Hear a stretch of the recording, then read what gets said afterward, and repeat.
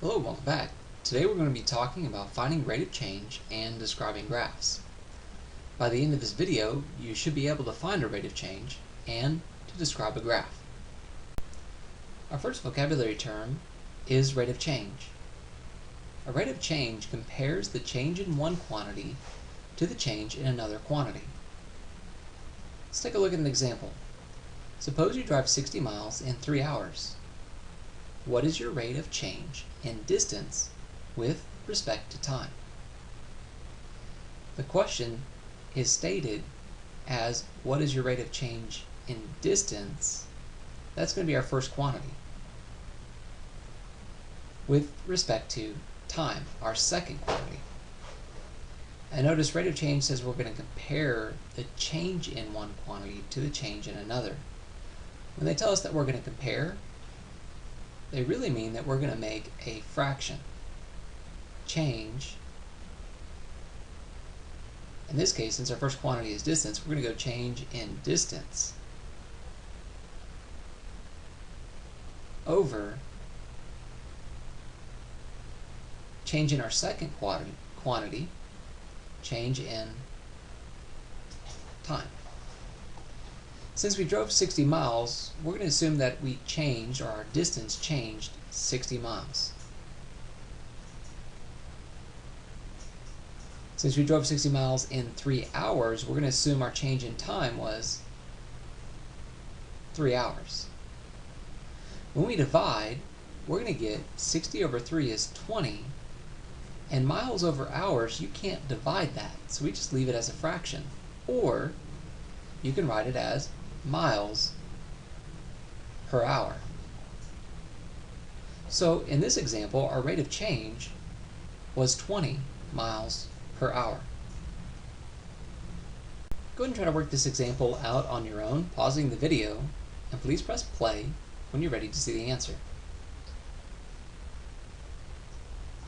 The two quantities it asked us to compare was the text and the number of months.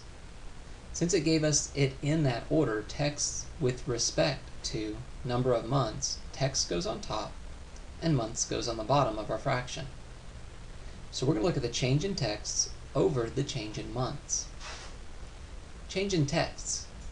We're assuming that you started at 0 texts and then sent 1,200 total over the 3 months. So your change in text would be 1,200. The change in months, starting at 0 months up to 3 months, would be 3. So remember to write your units, texts, over months. Then you divide. 1,200 over 3 is 400. Texts over months. Or you'll commonly see it written as 400 texts per month. The word per meaning division or a fraction. Now we're going to extend our idea of rate of change to a table.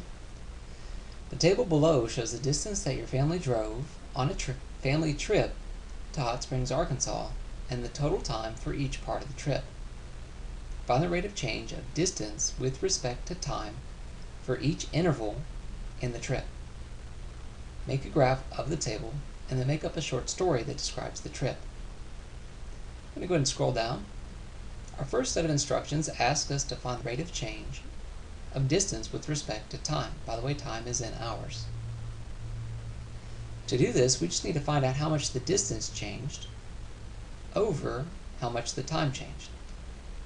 So our first interval, we changed 0 to 260, so it was a positive 260.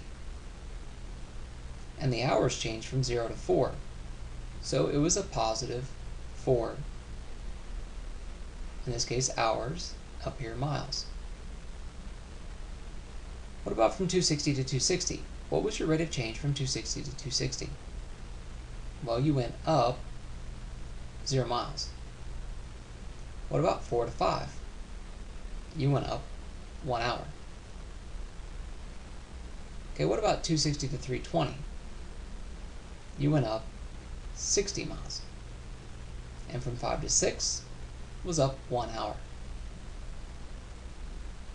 To find the rate of change for every interval, all we have to do is divide the change in the distance over the change in the time for every single interval. So we get 260 miles over 4 hours for our first interval.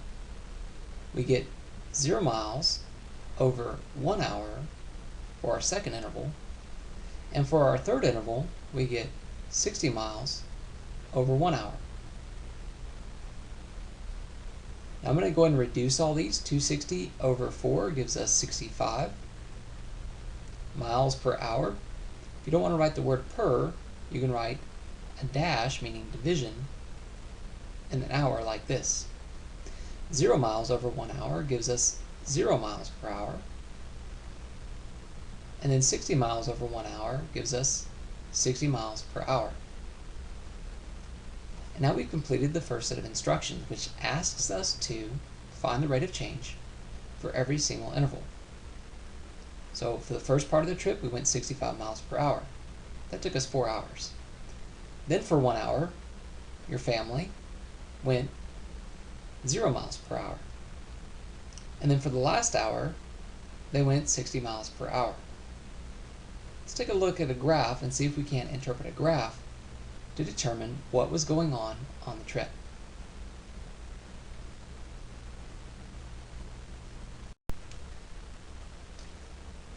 So to make a graph, I went ahead and made part of the graph for you.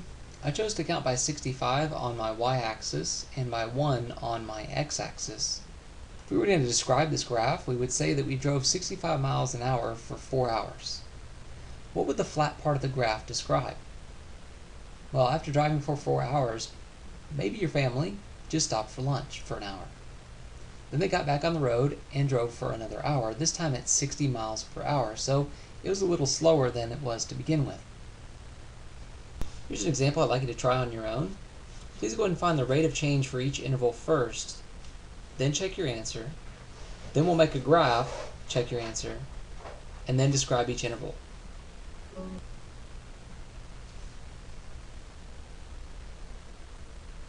For the first interval, you went up 2 people, then we went down 10, and then up 7. Please note that the people watching, it was told to us in the description of the problem, says was in millions. So the people went up 2 million people watching the show, then down 10 million people, and then up 7 million.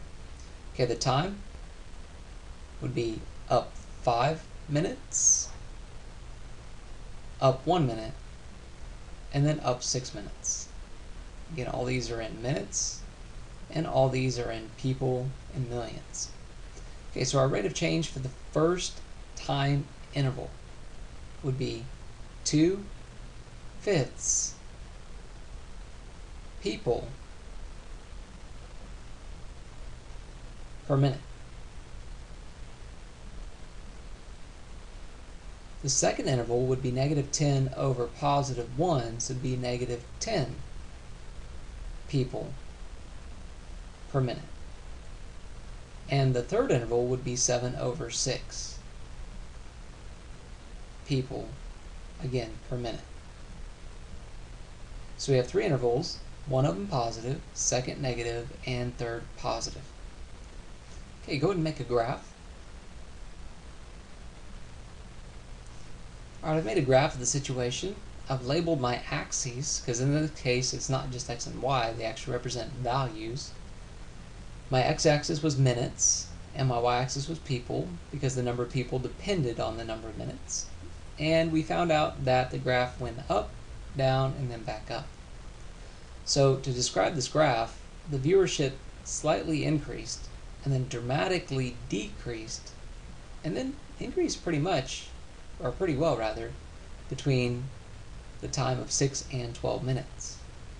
The following example comes from the McDougall-Littell Algebra 1 Practice Workbook, and the graph below shows a person's heart rate during 30 minutes of exercise. Give a verbal description of the workout.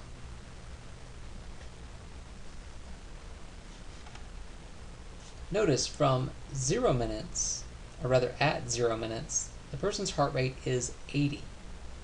What does that mean in relation to this graph? Well, that should be a person's base heart rate. Before they ever start exercising, their heart is beating 80 beats per minute.